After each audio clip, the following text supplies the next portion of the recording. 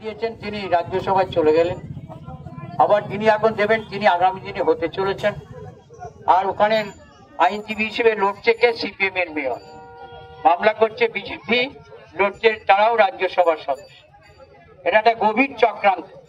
মমতাদি বলেছেন মুখ্যমন্ত্রী আমি থাকতে কারোর চাকরি রক্ষা করার চেষ্টা করব, সেই মোতাবেক মমতাদি কিন্তু বলেছেন। আপনারা দেখুন যে কারো কিন্তু সরকার কিন্তু কাউকে চাকরি থেকে টার্মিনেট করেনি, সুপ্রিম কোর্টের রায় বেরোলেও। তার জন্য প্রতিবাদ মিছিল রাস্তায়। আমাকে ওসি বলেছিলেন আস্তে আস্তে, শর্মিলাও হিন্দু আমরাও হিন্দু, ওরা ভাবে না যে ওরা একাই হিন্দুরই যারা নিয়ে নিয়েছে রাম অবতার সবাই। শর্মিলা তোমাদের ধন্যবাদ জানাচ্ছেন। বুঝো ওকে যে হাঁটাও হয়েছেন সেটা আর হলো। সাংসদ শর্মিলা সরকার আজকের এই প্রতিবাদ মিছিলে সামিল হয়েছেন। গ্যাসের দাম বৃদ্ধি, স্বাস্থ্য বীমার উপর জিএসটি চাপানো, সেই সঙ্গে জীবনদায়ী ওষুধের মূল্য বৃদ্ধি, আর এই বিজেপি এবং সিপিএম এর চক্রান্তে শিক্ষকদের চাকরি যাওয়ার প্রতিবাদে আমরা রাস্তায় নেমেছি। শর্মিলাকে ধন্যবাদ, তিনি এসেছেন। শর্মিলা একটু আগেই গাজীপুরে মুসলিমদের একটা বড় অনুষ্ঠান হয়, ওর জন্মগ্রাম যেখানে, আমি প্রতিবার আগে যেতাম। আমি যেভাবে ভেবেছিলাম কিন্তু শর্মিলা পৌঁছে গেছে। আমি ভেবেছি 7টা নাগাদ যাবো, শর্মিলা অ্যাটেন্ড করে এসছে, তাও ধন্যবাদ। তুমি বলো দু চার কথা। কিছু বলার নেই। স্বপনদা এত করে সন্ধ্যা কেন বিকেল থেকে মিছিলে হাঁটছেন এবং সকলকে নিয়ে যেভাবে প্রতিবাদ মিছিলে স্বপনদা এই বয়সেও চালিয়ে যাচ্ছেন, সেটা দেখেই আমাদের এনার্জি বেড়ে যায়। এবং আমার মনে হয় এখান থেকে আমাদের প্রত্যেকেরই শিক্ষা নেওয়া উচিত যে কোনো একটা দল চালাতে গেলে কি ভাবে মানুষজনের পাশে থাকতে হয় এবং প্রত্যেকটা মুহূর্তে তাদের সাথে থেকে তাদের পাশে থেকে সামনের দিকে এগিয়ে যেতে হয়। তো স্বপনদার কাছ থেকে আমি শিখছি একটু একটু করে।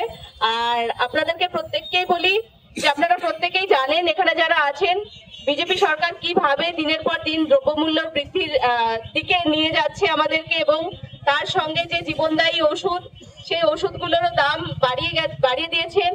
এবং তার সাথে জিএসটি যেটা বলছিলেন যে আমাদের জীবন বীমার উপরও জিএসটি, মানে এটা ভাবা যায় না।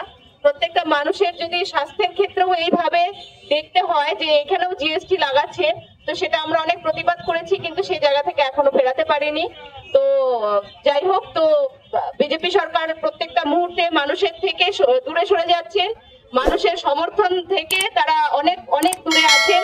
আমাদের পশ্চিমবঙ্গের মানুষ তার প্রতিবাদ প্রত্যেকটা জায়গায় দেখিয়ে দিচ্ছে, তাদেরকে বিজেপিকে সরাতে পরিকর হয়েছে এবং বদ্ধমূল হয়েছে।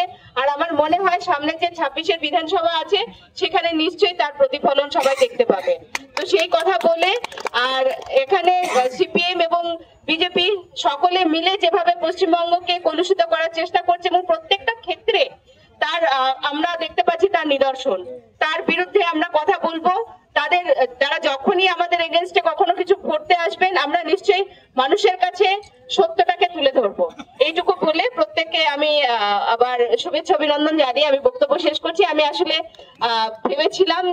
আপনারা দেখছেন 24 ঘন্টা ইন্ডিয়া টিভি, সর্বদা সবার পাশে সবার মাঝে। আজ এ পর্যন্ত। সঙ্গে রাখুন 24 ঘন্টা ইন্ডিয়া টিভি, দেখতে থাকুন সব জেলার সব খবর সবার আগে 24 ঘন্টা ইন্ডিয়া টিভির পর্দায়। নমস্কার।